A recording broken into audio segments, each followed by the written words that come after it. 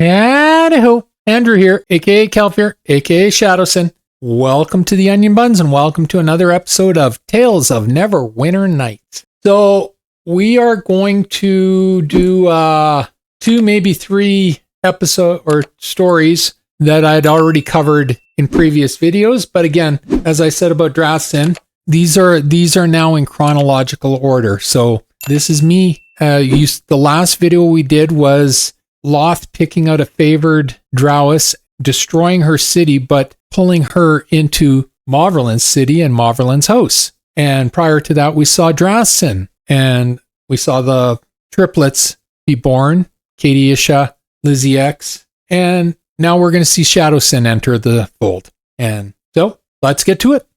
Shadosin by Shadosin. The drow male known as Shadosin emerged from his assigned task still strong and capable of future heavy duties. No longer did the work fatigue him, nor, it seemed, did the mind flayer's psionics hurt him. They had conditioned him from birth, and now it appeared they had conditioned him too well. That was their mistake. Disgust settled in as he looked around the compound, and he slowly grew enraged at what he saw. Drow slaves, his people, performing hard labor, walking around mindlessly, their blank faces showing no desire, no ambition, except to serve their masters. The rage started building within him as he thought, is this truly my existence for the rest of my life? No. From deep inside him, he knew the answer and could feel the pull of an unseen force telling him to leave. Caught up in his personal battle and unaware of his surroundings, his mental struggle continued. Where would he go? What lay beyond the walls of the compound? What dangers would he face? A shriek broke through the normal silence of the compound and interrupted Shadow's personal battle. Under that sound of pain, there echoed defiance and hatred. Shadow looked up with curiosity, for this was an emotion both foreign and appealing to him. The scene before him came to view. A new Drowis slave knelt in pain before one of the masters. It grew obvious the mind flayers had tortured and abused her. The familiarity of the scene seemed subtly altered by the female's snarling features.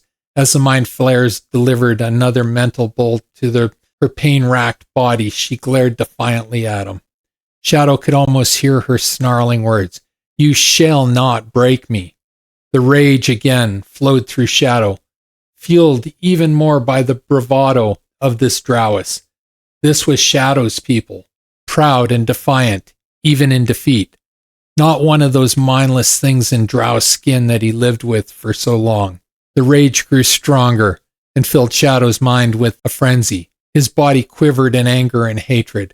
Without effort or knowledge of what he was about to do, he turned his gaze towards the mind flayer. Raising his arms, Shadow pointed and uttered a single word.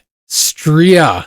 The mind flare stopped its attack on the female and slowly turned towards Shadow. Shadow's heart nearly stopped as the gaze fell upon him, then elation filled him when it toppled over dead. A black fluid poured from it, and Shadow recognized the poison caused its death. His attention turned to the stricken body of the female drow. Her body trembled in pain as she slowly turned to look at Shadow. As he knelt down beside her, she gazed at him in shock, surprise, but most of all, pride. As her body started to break down, for it would appear her wounds were well past mortal, and her will and defiance had been what had sustained her. She uttered but one statement, "Find Ilhar's Mauverlin," and then she died. Shadow could not help feel that her death was welcomed by her, for she had not fallen to the mind flayers and had watched her enemy's demise before her own. VDVM by Shadosin. The Shadows were a place where he spent his life, moving from one to the other in search of his next duty.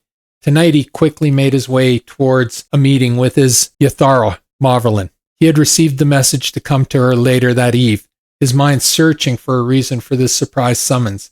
Within the shadow he moved, until reaching the gate, where he was greeted by the guards. They let him in after confirming his presence was wanted. Walking quickly across the compound, he levitated to the balcony that would give him access to the room he was to meet her in. Softly, his feet touched down, not making a sound. His eyes, glowing red, searched the area quickly for signs of others, but it was his ears that found them for him.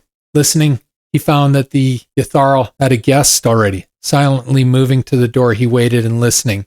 Grinning, he reasoned he should not interrupt her, for it could be an important meeting. Instead, he decided he would stand guard. Standing by the door, he began to lose interest in their talk when he picked out something about the VDVM. His knowledge of the school being limited, he sought to find out as much as he could. He knew Shadosin didn't send their members there often, but here he was hearing Maverlin and another male talking of it briefly. Then he heard his own name, Shadosin might, the rest lost in the buzz of excitement in his head. With his mind racing and trying to pick out their conversation, he grew interested in knowing more and hopefully being given permission to attend. He bade his time waiting for the conversation to end. Hearing footsteps pad out of the room, he waited a moment, then entered quietly. Dropping to his knee, he greeted the Yathara, waiting for her and to acknowledge him. After the greeting, he rose and awaited her to give him his commands and job for the night.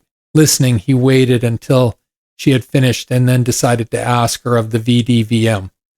Explaining that he would like to enter the VDVM and undergo training, she looked at him with amusement. Finishing speaking, he lowered his head, hoping he had not spoken out of line. His eyes gleamed a bright red as he awaited what she would say with anticipation. I will send word to the Jabuk of your interest, Shadosin, but it will have to wait until my house is completed. Now go and secure the compound there. After the Ilharis Jazra Dark's celebration is over, I will expect it to be ready for my arrival. And that's where we're going to stop today, because next week we'll be going into another 2 or 3 parter. So it's best to keep those together, I find. Yeah. So that, like I said, I've read that story of Shadosin before, and I've read the Shadosin story before, but this was our entrance into Maverlin's home. And I got to admit, I have an absolute fascination with mind flayers. I always have, always will. You know, so R.A. Salvatore writing heavily influenced me with Driz going through the mind flare compound. That's how I was envisioning it in my head and when I wrote that. So anyway, I hope you enjoyed those stories. And yeah, if you enjoyed the video, leave a like, a subscribe, and a share. I'm trying to grow my channel, and a like, a subscribe, and a share does me wonders, and I do appreciate it. Takes 1 second to subscribe, costs you absolutely nothing, helps me immensely.